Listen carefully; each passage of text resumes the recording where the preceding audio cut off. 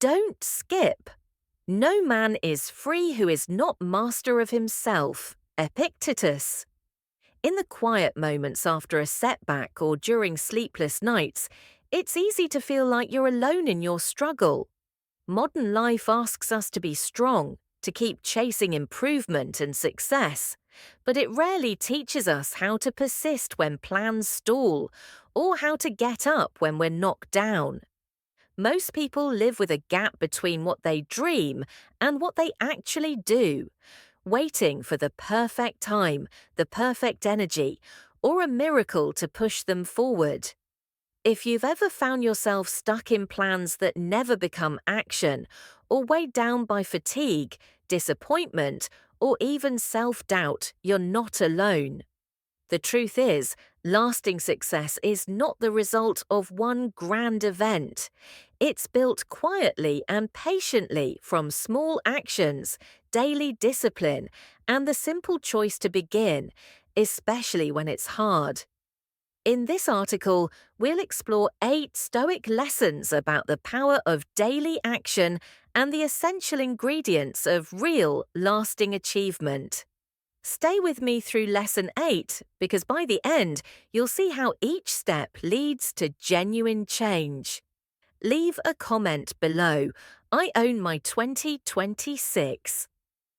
Action, the key to change. 1. Action, the key to change. For most of us, other than the 2% of people who are really successful at what they do, there is a big challenge we face every day. We like to dream about what we want to become or what we want to have in the future, but we can't seem to take action. We have ideas, but we can't execute. As a human species, we are essentially lazy. We seek reward without working for it. So what is the solution? How does one get better at following up by taking action? You know this feeling. I think there are moments you sit at your desk lost in thought, replaying the same plans over and over. You imagine yourself fitter, richer, calmer, maybe living in a place you love, working a job you respect. Finally, content. You plan diets, workouts, business ideas, side projects, and better relationships. But most of these ideas stay in your head. Another week goes by, nothing changes. We wait for the right mood, for motivation to strike, for some external force to nudge us into action. Maybe tomorrow, maybe when things are less busy, when you have more energy, when life is in place. The truth is that moment rarely comes. This is the trap of overthinking and underdoing. The longer you spend rehearsing, the further you get from real life. Action is the only bridge between what you imagine and what you become. I've seen this play out in my own life and in the lives of people around me. Mark, who spent years telling everyone about his big plans to switch careers. He'd read about new industries, attend seminars, even network online. But every Monday, he'd still be at the same desk, still complaining, still stuck. When I asked him what was holding him back, he had a list.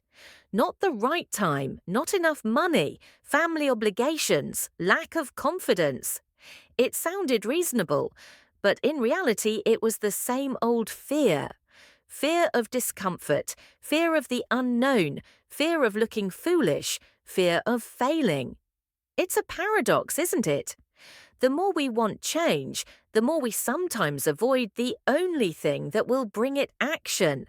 The more we try to wait for perfect conditions, the more life slips through our fingers. The Stoics taught that the only thing under your control is your own will, your own choices. Marcus Aurelius wrote, "At dawn, when you have trouble getting out of bed, tell yourself, I am rising to do the work of a human being." Action is not about the perfect mood or the perfect moment. It's about doing what needs to be done right now, regardless of how you feel. But how do you actually put this into practice day by day, especially in a world of endless distractions and anxiety? You start by making it so small that it's impossible to fail. If you want to write one sentence today. If you want to exercise, do 5 push-ups. If you want to change careers, send one email or update one paragraph of your resume. Progress is built on movement, not on waiting. Tiny actions repeated build discipline and trust in yourself. Each small step becomes evidence. I am the kind of person who acts. Another example, a friend of mine is Jenna wanted to get back in shape after years of neglect. Instead of signing up for a marathon or buying expensive gym memberships, she decided to walk around the block every morning. That's it. Some days she barely wanted to get out of bed, but she walked. After a month, she was jogging. After 6 months, she'd lost weight, gained confidence, and realized that it wasn't grand gestures, but simple, relentless action that changed his life. The mistake most people make is thinking they need motivation first. But motivation follows action, not the other way around. Your mind will always find reasons to wait. Your life will always be busy. The people who change are not different or luckier. They are just the ones who act every day in small. Ones who act every day in small ways, even when they don't feel ready. The takeaway is simple but not easy. Stop waiting. Start moving. The door to change is open to anyone who's willing to walk through it. Don't let another day slip by in the fog of thought. Take one small action today. That's how change begins. The beginning is always the hardest. 2. The beginning is always the hardest. You've heard it before, action is the key to change. Maybe you've even believed it for a day or two, but let's be honest, believing in action and actually taking the first step are two completely different things. And here's where most people, maybe even you, get stuck. There's a strange heaviness that creeps in right before you begin.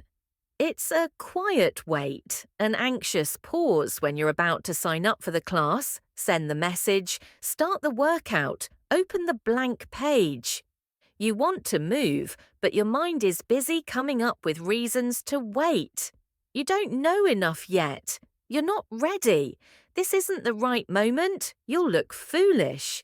Sound familiar? That's not laziness. That's not a weakness. That's simply the mind protecting itself from discomfort. But here's the irony. The more you try to avoid that discomfort, the more powerful it becomes. The beginning is always the hardest, not because you're broken or flawed, but because every start is a leap into the unknown. The mind fears what it can't predict. I want you to picture Leo working a stable but uninspiring job. For years, Leo dreamed of becoming a photographer. He'd scroll through portfolios online, buy gear, watch tutorials, and fill notebooks with plans. But every time he thought of actually taking photos and sharing them, 1,000 excuses crowded in. What if I waste my time? What if no one likes my work? What if I fail? So Leo kept preparing, waiting for the perfect moment, the day he'd feel ready. That day never came. What changed? One morning, Leo stood in his kitchen, staring out at the empty street. He realized he could either keep thinking or finally do something. He picked up his old camera, walked outside, and took a single picture of a crack in the sidewalk.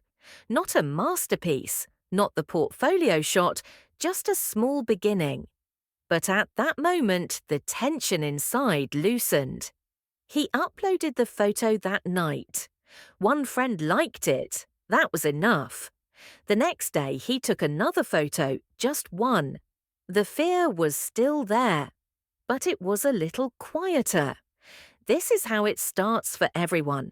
Not with some lightning bolt of confidence or sudden readiness, but with a single step that feels almost too small to matter. But that's the secret most never learn. Starting is not about feeling ready, it's about moving through the discomfort anyway. So if you're here staring at a new beginning, stop searching for signs. Stop rehearsing the perfect start in your head. The beginning is supposed to feel awkward, uncertain, maybe even pointless. That's the sign you're in the right place. You're not late. You're not behind. You're simply at the beginning. That's enough. There's a stoic truth in all this. You cannot control how you feel about the unknown, but you can always control whether you move. Seneca and Marcus Aurelius both knew it well. Courage is not the absence of fear, it's action in spite of fear. You think you need confidence, but you don't. You need honesty. You need to admit that the first step will never feel perfect. Every day you postpone, you reinforce the walls of doubt. Every time you start, no matter how small, you weaken those walls. Pause and ask yourself, what's truly stopping you right now? Not tomorrow, not next week, right now. Is it a lack of skill or just fear of looking unpolished? Is it real or just a story you tell yourself to avoid the risk of change? If you see yourself in Leo's story, understand this. The first step is rarely dramatic. Most beginnings are quiet, even invisible to everyone else. But they are everything. Today, take one action, not because you're inspired, but because you're finally tired of waiting for inspiration. Do it badly, do it quietly, but do it. Because tomorrow the work gets easier. That's when something powerful happens. The first tiny progress. And that is what we'll explore next. The power of little consistent progress. Are you ready to see how small steps can change everything? Let's keep going. The power of little consistent progress. 3. The power of little consistent progress. Imagine building a stone path across a river. Each stone you lay feels small, almost meaningless when seen on its own. The river is wide, the current strong. Looking at the far bank, you may feel overwhelmed. How will you ever get across? But every stone carefully placed brings you a little closer. The river does not care how fast you move, only that you keep moving. This is how all real progress happens. Quietly, day after day, step by step. There are mornings when you wake up and feel crushed by the weight of your ambitions.